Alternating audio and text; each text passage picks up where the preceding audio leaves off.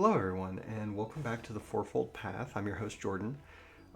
Last time we looked at the worlds that our characters were going to inhabit. This time around, I want to talk a little bit about the character, the main character in this particular case. So I've already got a name pick because I didn't want to go struggle bus my way through that in front of folks. It's Tabitha. Tabitha was the name of the character I was trying, or well, in the story, in the novelization version of this that I was trying to write previously, Tabitha was the name of the main character that I wanted to use.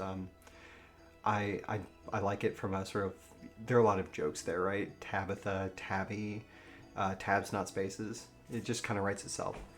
But beyond name, we need to think a little bit about who she is, what she does. Pardon me. We need to think a little bit about who she is, what she does, and who she is as a person. Now, there are a couple of ways I like to do that. One is to just kind of think about in the setting what makes sense. Another thing I often do with my characters in tabletop RPGs is I try to pick a couple of adjectives that describe them and maybe a drive. Sort of a thing they're after that they're trying to achieve. But so we know that we want her to have a tech-centric job of some sort. And I think from a narrative perspective, it needs to be something that translates to this steampunky world that she's going to be in. It can't translate too directly, but it needs to translate somewhat. And so I'm not sure what it is. I know that software is probably right out, unless there's something about about mathematics or about rigid thinking and structures that is the foundation of their magical system. I don't think that's it. Things that do make more sense are things like she could be a mechanical engineer or a chemist. Those would both provide relative utility in the fictional world. Though the more I think about it, if we go sort of a sacred geometry route with the mathematics on the other side, when she's through the portal or whatever contrivance we have to the other side, then her being a magician, relying on sacred geometry, given her extensive background in mathematics, I really, really like that. So I think that we'll make her a mathematician. But what does a mathematician do for a living? Well, they could be in quantitative finance. They could be an actuary. They could be an academic. Academic feels pretty good. Someone who teaches for a living. They're in a big city. They work at a university in that big city. Maybe they do some sort of fundamental kind of research. So, academic and math. So that gives us a little bit about what her job is. And it gives me a good touch point because I can tell you a lot about what the day-to-day life of an academic is like, having been there myself. She has way too much shit to do every day and very little money to support herself with on the backside of it. So she probably wakes up very early, 6-ish in the morning, goes to campus, maybe grabs a little exercise before going to her office, where she either conducts some research or does some grant writing ahead of her students showing up. Then she'll conduct her classes if she has a course load, and also she'll have to advise her students if she's in an institution that has a PhD program. And that, I think, is something where I care little enough about it that we can start to bring out the dice. So, I could also... Oh, it's in here somewhere.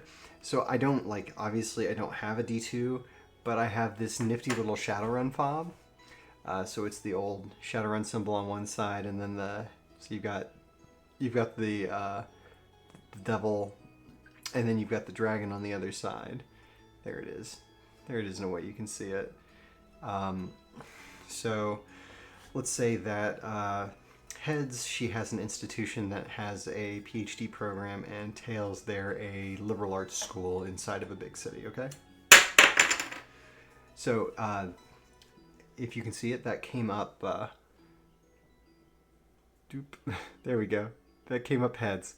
So she has there's a PhD program, and she probably has a PhD student as a relationship early on. So we'll need to keep track of them at some point.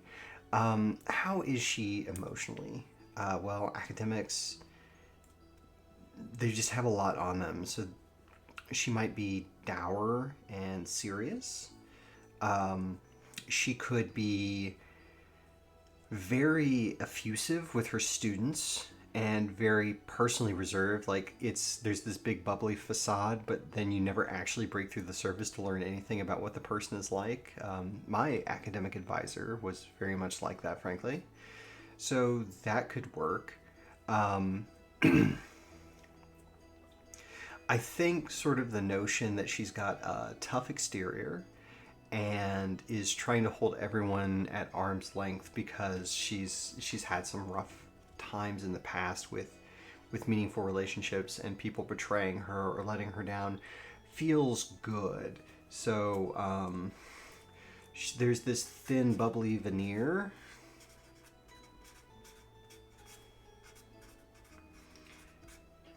but she's distant. And I don't know if bubbly is right, because it's so hard for women to be taken seriously in academia anyway. Bubbly is probably exactly the wrong word. It does need to be friendly. It could be, instead of bubbly, it could be that she does all this emotional labor on behalf of her students. And then doesn't have anyone to do that support for her. And so as long as she is helping people and kind of helping fix them or helping right them a little bit, maybe no one's going to ask her what's wrong with her. Maybe that's the take. So bubbly's probably exactly the wrong word. Matronly isn't what I mean either, though.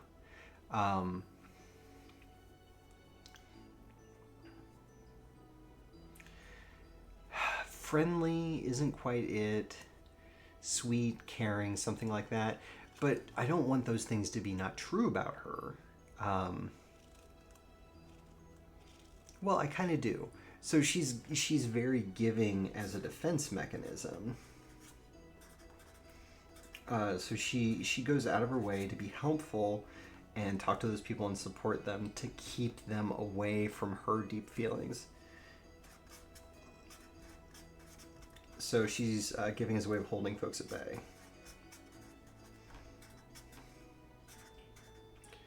And bubbly is the wrong word. So I think we're going to scratch that out and we're going to say that she's actually warm. She's got this thin, warm veneer, but she's actually relatively cold and distant immediately under it. And so in terms of connections, we know that there's the PhD student. I want her to be estranged from her family. The transition, it's going well for her, but her family didn't come with her. So estranged from family.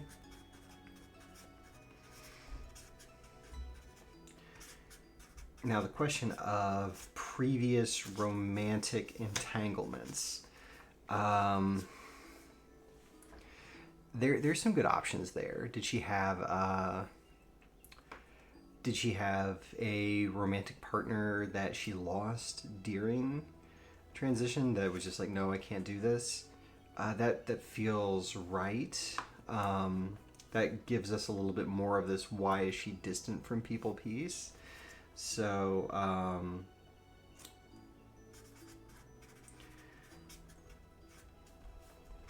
now I don't know.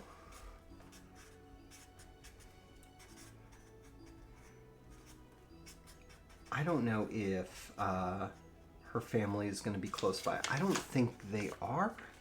That seems unlikely. But it's also relatively unlikely. So she's got this student. She's probably got more than one student. It's very, very rare to have a single student in your lab. You need a whole pipeline. So unless she's just recently come to the university, but I want her to be pretty young. So it's probably a single PhD student, and it's probably her first PhD student. So let's note that. Her first. Look, it's me. I was someone's first PhD student too. Look how that worked out for me. I joke. I published a great deal under my advisor, and it was extremely beneficial for my career. Though it was a challenging relationship between the two of us. So there's got to be someone in the department that she's close to. Another professor or I mean, it's almost certainly someone that championed her on her committee, or there's another professor that she gets on with, or there's another professor that's part of the Gay Straight Alliance on campus that she interacts with. Do I want to...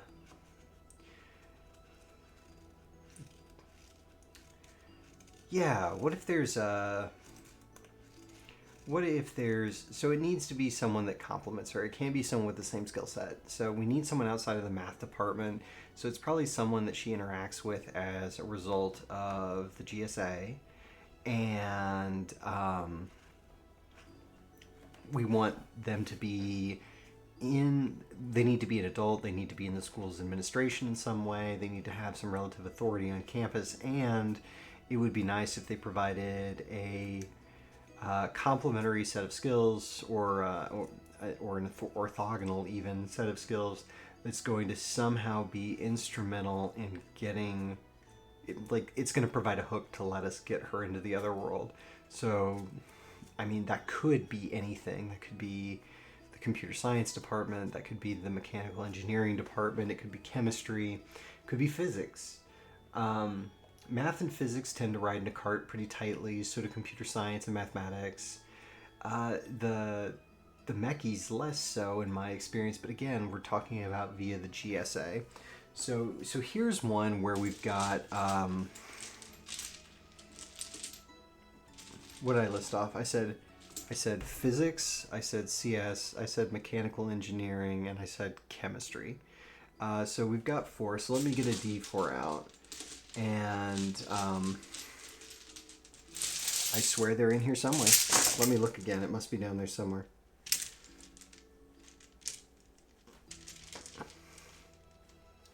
I should have set the dice out before the episode. That would have prevented this. There's my D4.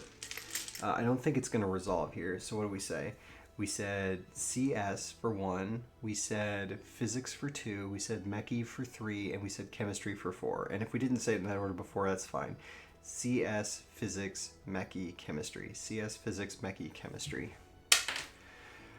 Chemistry it is. So they know someone in the chemistry department. And they're just a queer person in the chemistry department. And we'll determine what stripe of queer they are later. So that gives us a little bit more about them. I think that's going to be, we didn't talk about drive. So what is it that this character wants specifically? Now, I did say that they want their privacy and their independence from other people because they don't want to be hurt again. And that's one thing that's driving them. But man, if you're in academia and you're a professor, you've got some kind of drive that's taking you to do a thing. So what is it that she wants to do? Is she trying to establish she wants tenure. What she wants is tenure. So she wants to get tenure. This is her major goal in life right now. her whole will is bent on grabbing tenure, going after that brass ring. So, I wish that I had left a little more room for myself down here. I'm going to move some of these down. The next thing to do, though, is to...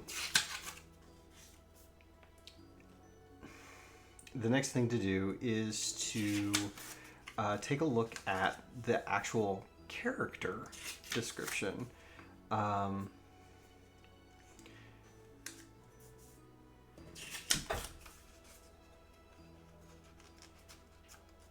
You know, I can put these over here because these are all... are you kidding me? Now is when the cat wants to leave my room.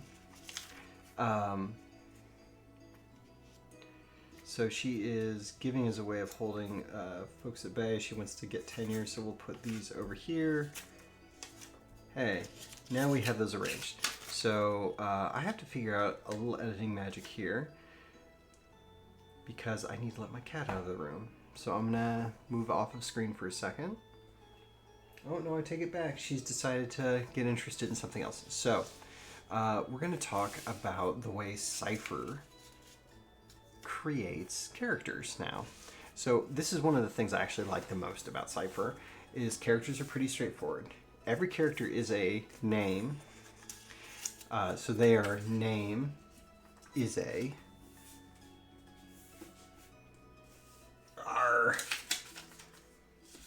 name is a descriptor type who focuses.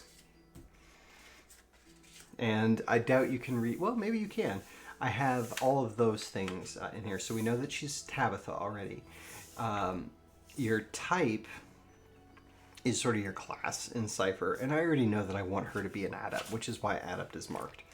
So just to give it away a little bit, I want to read just a touch from the adept book.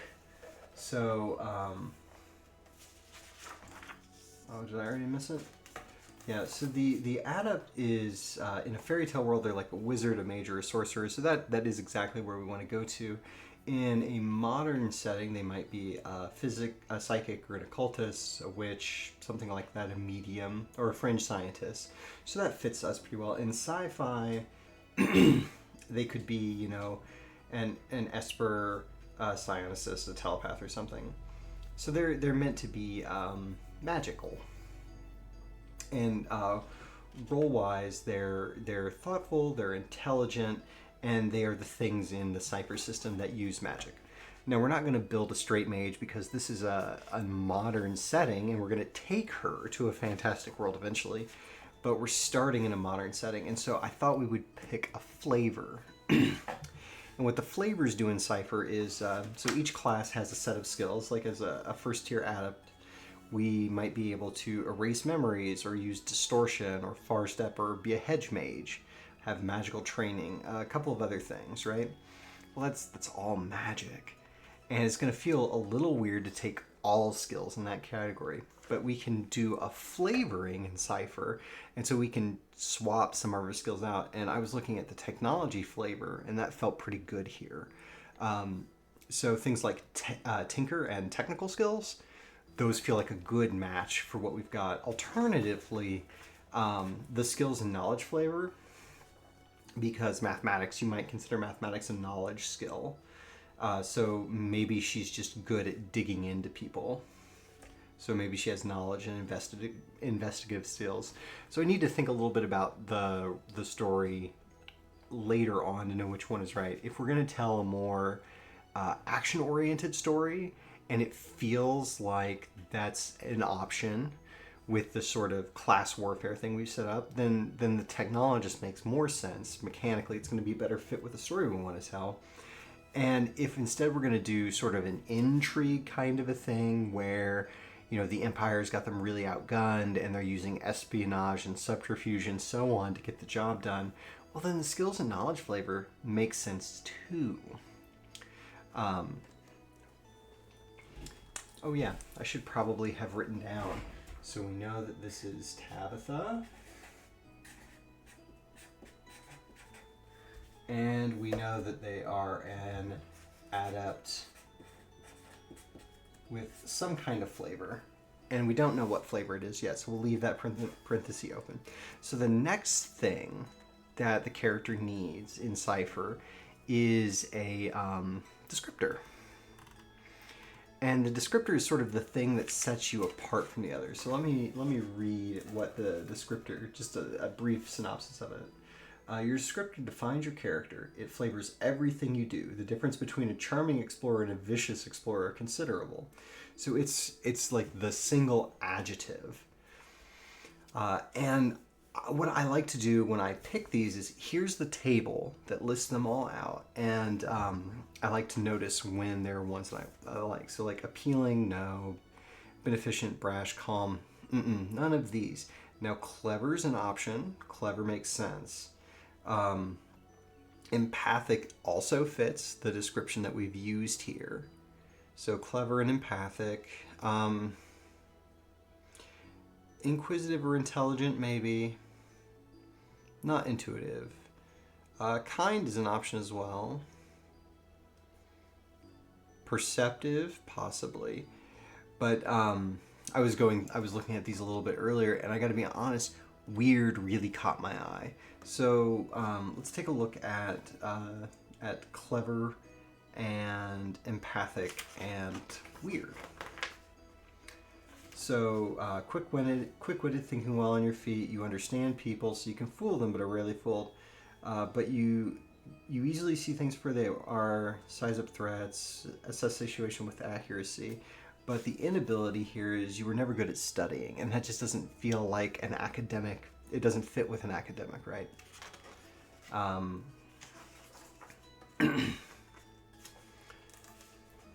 So other people are open books to you. So if she's so good at sharing with other people, right?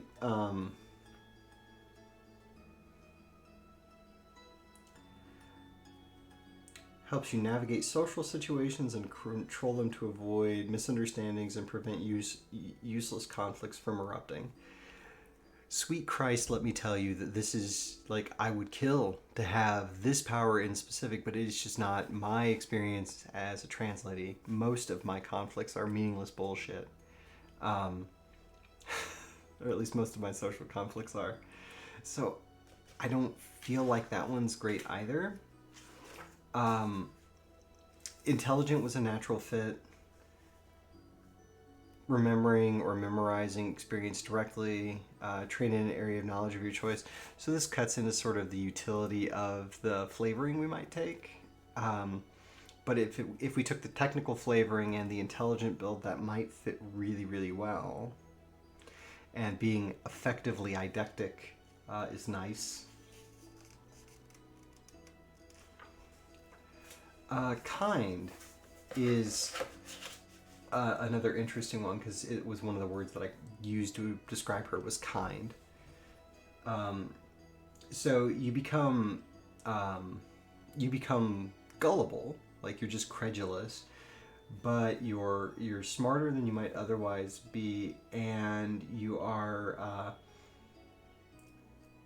trained in pleasant social actions and in discerning the disposition of others. So you can kind of read people and read the room, which is a good fit.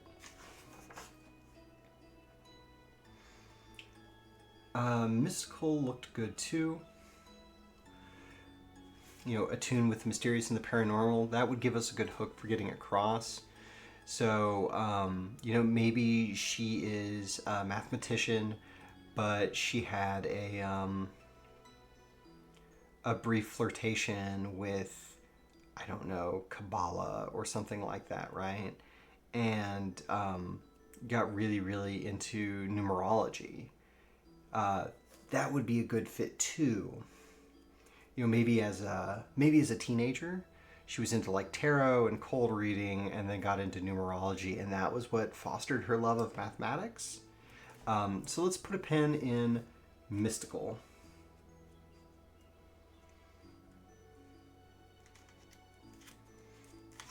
And then the other one that I was really, really... so skeptical is always great for an academic.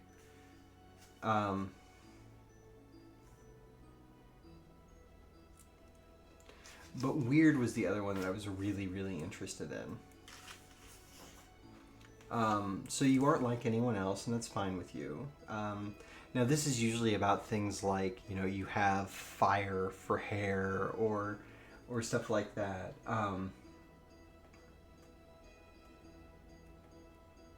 So you have a unique physical aspect that's bizarre. Depending on the setting, this can vary greatly. You might have purple hair, metal spikes on your head. Your hands don't connect to your arms. Sometimes, at the GM's discretion, weird things relating to the supernatural or its effects on the world seem to call out to you. You can sense them from afar, and if you get within range of such a thing, you can sense whether it's overtly dangerous or not. So you trained in supernatural knowledge, and pleasant social interactions are hindered. So that's a good fit for a trans character, frankly, especially someone who's not passing. And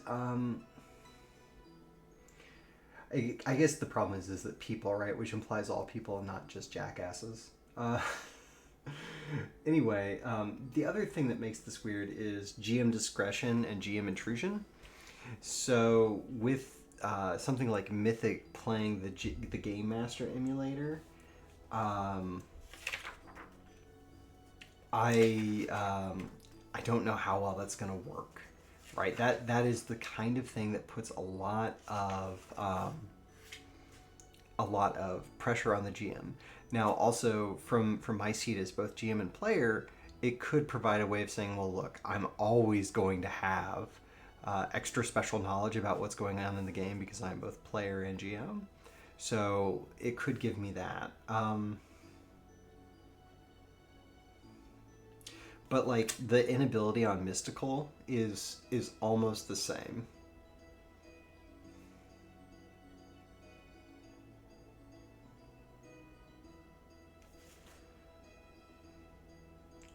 So I like Mystic because I think it's got a nice tie-in to the parts of her background that aren't exactly trans, though let me tell you that being interested in fortune telling as a child and getting into numerology is one of those sort of stereotypically chick things, and so that might have been a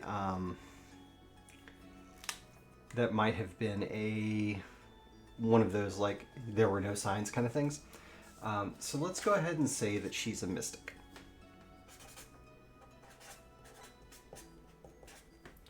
We may regret not making her weird later, but let's say that she's a mystic. The final thing is the focus. So the focus is sort of what does the character do when pushed? What does the book describe it as, not just my script? So it's what makes a character unique. No two PCs in a group should have the same focus. Focus gives a character benefits when they create their character and each time they ascend to the next tier. It's the verb of the sentence. I am an adjective noun who verbs. So let's take a look at the foci that are presented, and then we can think about the, well,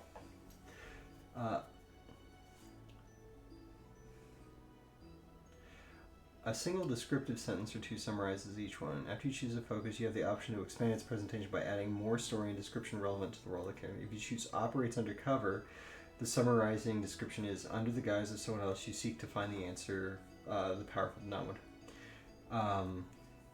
If you wish, and only if you wish, you can add more to these descriptions in a fashion that's relevant to your game. If you choose operates undercover and conducts weird science for use in a modern genre, you might expand the descriptions as shown in the following manner. Yeah. So those are examples.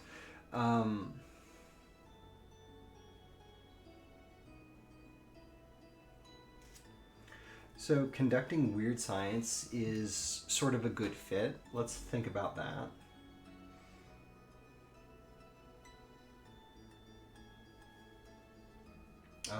What else looks good in here? Battles robots, no. Calculates the incalculable.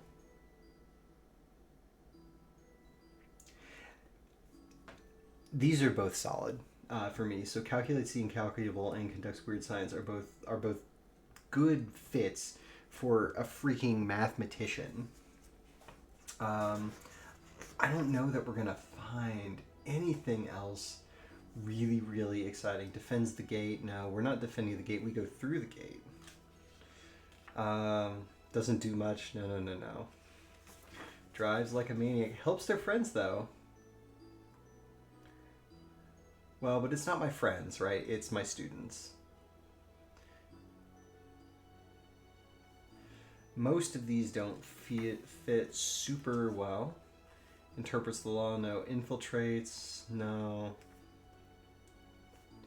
Leads, no. Learns quickly. Mm-mm. Murders seems not like master's defense. Usually you do your PhD defense before you do that's the sort of defensive fighting skill. Separates mind from body. So remote viewing would be cool, but it would have to be like the magical aspect of it would have to be more overt in our world than I want it to be. So I don't feel like that's right either. Travels through time, shreds the walls of the world. No. Speaks for the lands, throws with deadly accuracy, would rather be reading.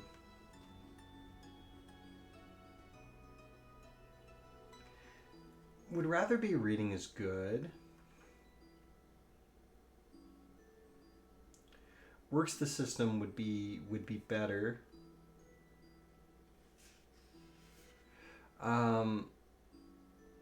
Was foretold could work in a story.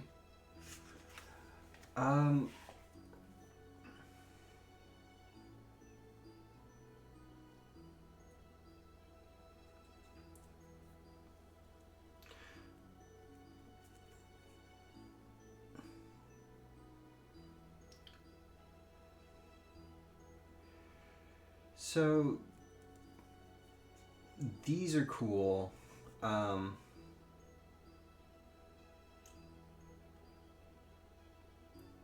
Allows you to model the world in real time, giving you an edge over everyone. So this would be like if we wanted to be like a quant, like in numbers. There are a few television shows that use this. I think let's take calculates the incalculable, because that leans into the mathematical theming.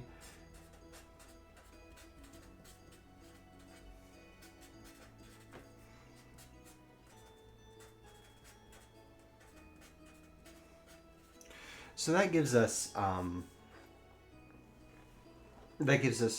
everything but the flavoring that we wanted on the adept. So I think this is the flavor, right? Yeah. I think given the mathematical theming here, like we could go all the way to the mat, but the problem is going to be that we're not going to get for character roles that call for more knowledge and more real-world application of talent. It's less flashy and dramatic. A military engineer, a field scientist. So that might not be it, but technology flavor is going to be starship pilot, techno priest. Is this the one that says an adept with this is still an adept?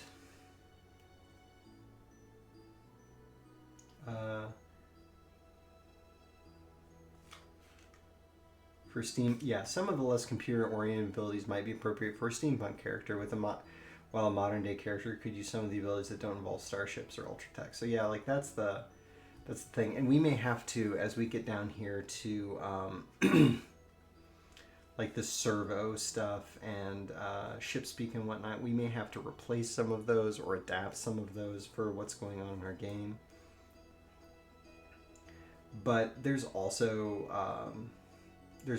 stuff at each of these tiers that's good, and as we get into the fantasy world, the adept is going to be a bigger part of what we want to do. So I think taking the tech flavor here is going to be fine. So that gives us the biggest piece of our character, right? Tabitha is a mystic adept who, with the technology flavoring, who calculates the incalculable. And we also have all of these lovely things about her down here that we talked about earlier. So in terms of in terms of Cypher, now what we would want to do is fill out the character sheet, give ourselves our base stats, and grow from there. But there's one other thing which I didn't mark, so we need to go to the table of contents and figure out where arcs are defined. Because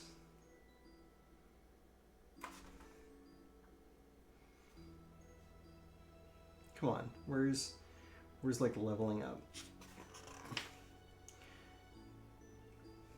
Did I just miss it? Experience points it's in experience points, because most of your EXP in Cypher comes from arcs, and every Cypher character starts with an arc, and they don't necessarily have to be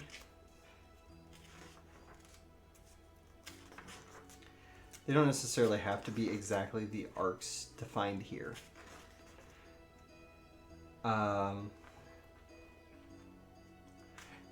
I'm looking to see if there's something that fits with the tenure track. So develop a bond, defense, enterprise, explore. This is exploring a physical location. There's a different one for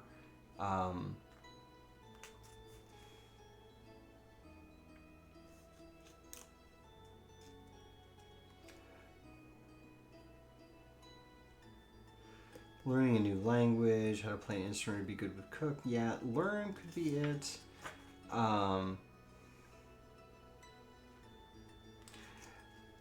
We could set up the recover from a wound or trauma, but I don't think she's cognizant of the fact that she needs to grow outside of this I'm very reserved and shut off in order to avoid being hurt again.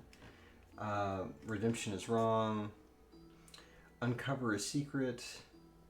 There's knowledge out there that you want.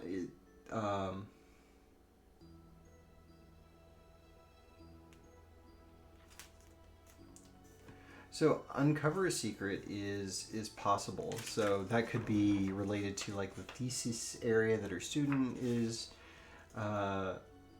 researching, or there's a kind of mathematics or geometry that she's studying, and she wants to uncover a secret there. But that also fits new discovery, a new device, process, spell, or something similar, a cure, heretofore unknown disease. Yeah, so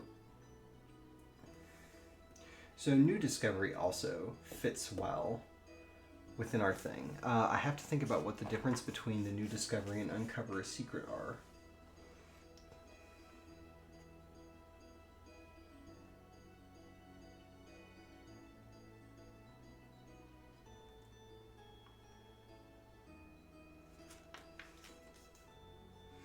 Oh, she could be an absolute crazy person. We could do something like she is after the lost mathematics of Sir Isaac Newton, because he believed a lot of crazy shit before he died too, and was into a lot of weird mystic numerology crap. So I would have to do some more research for that, because like I have these vague recollections that these things are true, but I don't know it exactly. But so uncover secret, lost mathematics of someone famous. And I don't know if any other mathematicians are sort of famously cuckoo in that way. Maybe Church got really bitter that Turing got all the credit and went mad in his later days. I don't know. So at this juncture, The part of it that sorry, I'm just trying to get a look at where we are on time recording wise. We're at about 40 minutes. At this juncture, the thing to do with the cipher system is to take these things that we know about the character, go back through the book, and fill in this obsidian-based character sheet that I have for them. But I think that will be relatively tedious to sit through and do together rather than discussing here are the pieces that went into the character, here are the decisions we made in order to make someone. So what I'm going to do instead is I'm going to go fill out the sheet. And then when the sheet is filled out, I'm going to come back and walk through all of the skills and the decisions that were made, and we'll stitch the two pieces together. And that way you won't have to sit here idly as I hem and haw about, well, do I want this skill or do I want this skill?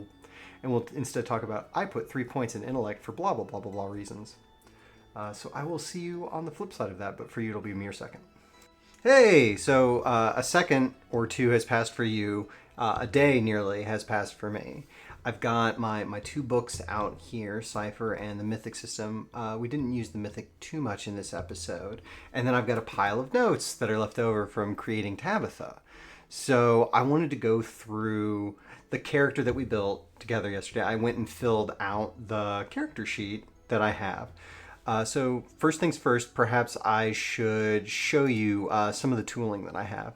So this is my Obsidian directory that I'm going to use to run the game out of. It's just a copy of the solo TTRPG directory that I use for all of my systems. I just want this particular thing isolated out there.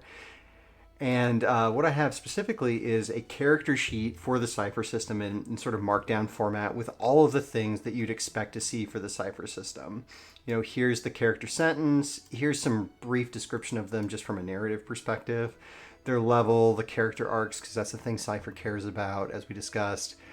Their stat block, some information tracking around recovery rolls and the damage track, their skill lists, so on and so forth. So how to run the character.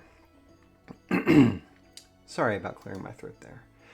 So, as we said yesterday, Tabitha is a mystical technical adept who calculates the incalculable. That's the sentence that we got. And from the notes that we took yesterday, I put together a description of her. She's sort of the me stand-in, so I'm gonna try real hard to not have her be a Mary Sue by the end of it all, right? Like, she's not gonna be all powerful, but it's not gonna be a huge lift to role play a trans lady academic, which kind of by design, right? She's tall and blonde, has got a very hippie or bohemian look to her, but it's punched up and dressy to be acceptable for college setting. She's warm, clever, and distant, and very giving as a way of maintaining that distance with other people. Oh, I forgot to correct that. So, in terms of drive, she's very into disproving the surprising predictability of numerology, especially the Pythagorean cult. And we'll get into that when we look at her arcs.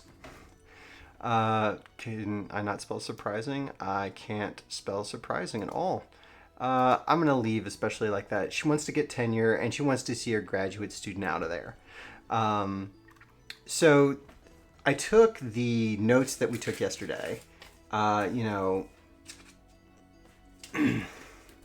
So uncover the secret lost math of someone. Wow, I managed to flip right to it.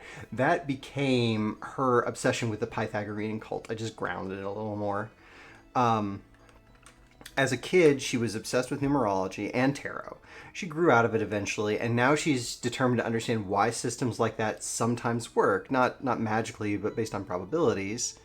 And she's out to disprove sort of charlatans that exploit people using their advanced mathematical ability and ability to cold read. But deep down, she wants it to be true. She wants a magical world and that's full of mystery and wonder. But her rough experience in life has sort of robbed her of that. So a thing we'll need when working with Mythic is a set of characters. And we discussed a set of characters yesterday when we were going through this, or seconds ago when we were going through this, right? I don't need is or who, but we talked about how their romantic partner left during transition. And so that would be Tabitha's ex, Jennifer. They were married, but not, they weren't married, but they were engaged. And I just needed a name and like what level the relationship was. Having it be really serious and really fundamentally disturbing to lose that person felt good to me. So I added it in. Janice, her first PhD student, she's estranged from the family, so they don't so they show up in this list as estranged from family, but they're not written down because I don't expect them to play a large role. I expect that she moved like all the way across the country to be away from them. But we did talk about that queer chemistry professor in the GSA, and so she's included there as Lauren, and I've given her a little more flavor, but not a ton. We'll get back to them in a second, but these are another set of templates that I have. So for these are for writing originally, but I've sort of adapted them to my solo play. When I have a character that I think is going to show up in a bunch of scenes, I use this character template for them. So I don't think mechanically they're going to be heavily involved. They don't get a whole sheet, but they do get things like who are they as a person and what do I want this person's arc in the fiction to be. And maybe I don't know all of it. Like you noticed that I haven't filled any of this out yet. But I need to know sort of where they are now and where I'd like them to be by the end of it. And we can think about what that might look like to go between the two of them. And then these things here are just for bookkeeping in a game sense. So Tabitha is a tier 1 character, which means she can apply 1 maximum effort, and she has 1 XP in the pot to pay for things. And I gave her a couple of arcs. So Cypher says you start with 1. It's a solo campaign, so I opted to give myself a second one, mostly to give me a second mythic thread to start from. So we'll go through the mythic setup later, but here are the arcs that we've got. One is uncovering a secret, and specifically she wants to uncover the secret lost math of Pythagoras. As we discussed above, she was obsessed with numerology. So I write these narrative hooks to the arcs to sort of remind me flavor-wise what it is I want to get into. So she's interested in the Pythagorean cult and some of the numerology that they propose, and she's particularly interested in it because, well, these were mathematicians. They should have known better than to fall for this sort of stuff. So why was it that this all existed? And she wants to understand why it was so predictive and why it seduced them, or understand if there was any there, you know? And then the second arc I gave her was graduate him whole. So she's got a PhD student, and we already kind of established that her PhD experience was rough because that's when she transitioned. And so I was like, hey, you know what? That's going to give her a chip on the shoulder. She's got a PhD student. It's her first student. So she's just getting established at the university. We kind of backdoored our way into establishing that about the character by saying, well, who is this relationship, and thinking a little bit about it. And she wants to make sure that that student gets out the door without being traumatized by the experience, which, as someone who went to grad school, I can assure you is impossible. Can't be done. The experience it's not intended to be traumatic exactly, but it is sort of a hazing process no matter what you do. Even the best of advisors and the best of intentions is going to see you have a rough road to hoe because it's not easy to get a doctorate. But what we're more here for is the stat block. So the characters have a base set of stats, and each of the descriptors modifies it, and then you have 6 to spend. So what I did was, once I got to the point where all of my base stats were assigned, I had a very high intellect. I had 12 intellect, 9 speed, and 7 might. And what or 10 intellect, 12 intellect, 9 speed, and 7 might. And so those numbers may be off because I only had 6 points to allocate. But the idea is that I evened up my blocks. So might and speed are still way below intellect, but they're not cripplingly below intellect. These are just tracking for when I actually play the game, how recovery rolls and the damage track work in Cypher, here are skills that came from my various backgrounds. So because I'm a mystic, I have magic training, which means I can identify spells and magical objects.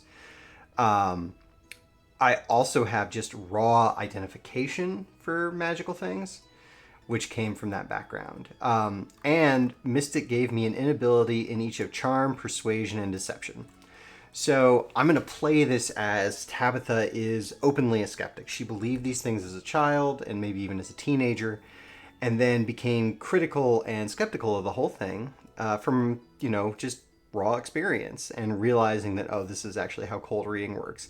And because she's such a skeptic, she's off-putting about it.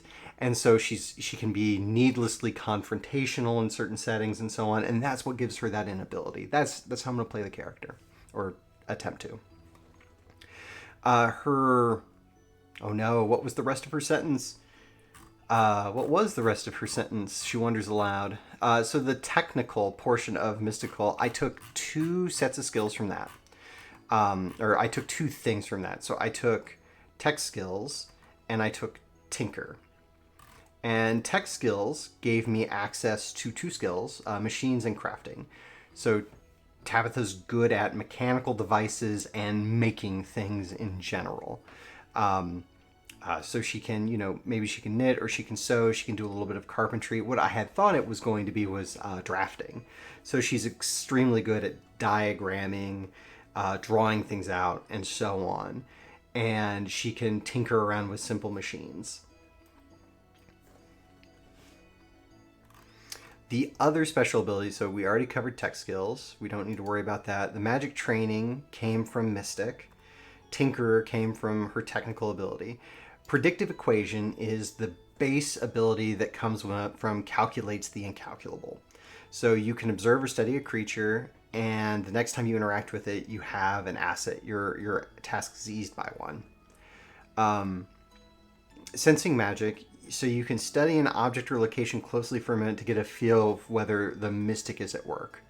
And you can perform hedge magic, minor conjuration, no damage as a spell, when you have a free hand and can pay the intellect point cost. So what I'm going to interpret this at, as long as we're in our world and haven't yet crossed over the veil into the fantasy world, which will happen at some point in the series, is that she can do cold reading. She can do tarot.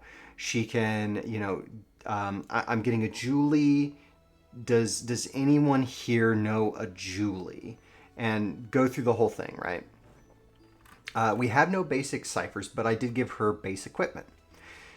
And so here are the things she has, from expensive stuff all the way down. So she's got a nice tablet that's just configured to do academic work.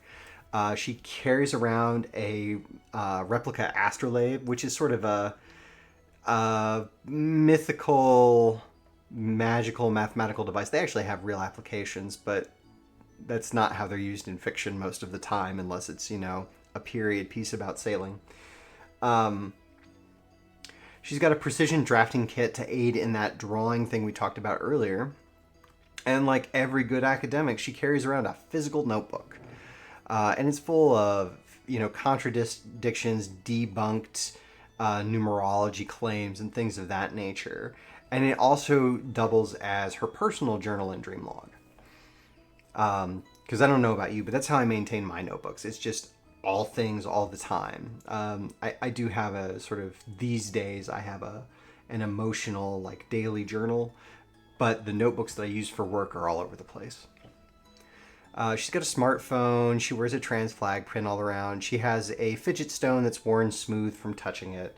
And she carries a USB drive on her keys that contain her old thesis drafts, research that she hasn't published, and correspondence, presumably between her and... Did I call her Jennifer? I called her Jennifer, right?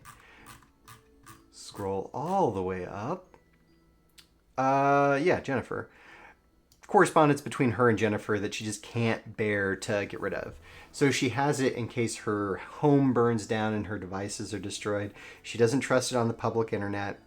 and she's never plugged this device into a public machine because heaven forbid it be corrupted or somehow the data escape in a way that she would be very, it's sensitive information. So that gives us Tabitha in a nutshell. Now, I've banged on for almost 15 minutes now. So I think what I had said I was going to do was that we were going to create the next character in the next episode. I got to be honest with you, as much as I'm interested in the romantic interest and excited to get to her and flesh her out a little bit, we don't need it for the first episode. So I think, or at least the first play session.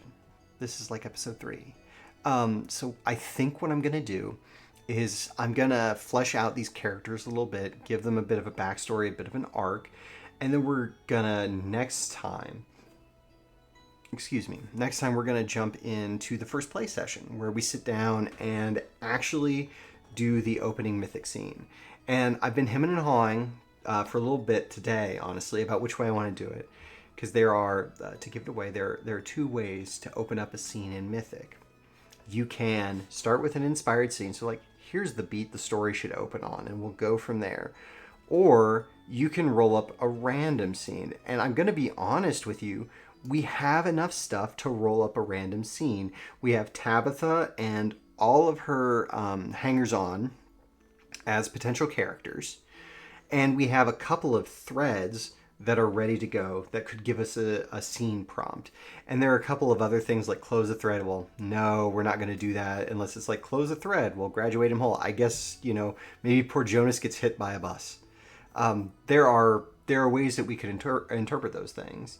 So it's a question of, do I roll on the tables and try to get something from here going? Or do I take an inspired scene? Because I have this nascent notion of, okay, there's a scene that I have in mind, just the barest pieces of it, that could give us a bite into those threads. So probably what I'm going to do is flesh out that, get everything, all of my ducks in a row, get ready to play, and then open up the next episode with, we're going to begin with the first actual play session, and we're going to, roll a die or flip a coin to decide whether or not we're going to go down the route of inspired scene or completely randomly generated for the opening of our game. And I hope you'll join me then. I'll see y'all later.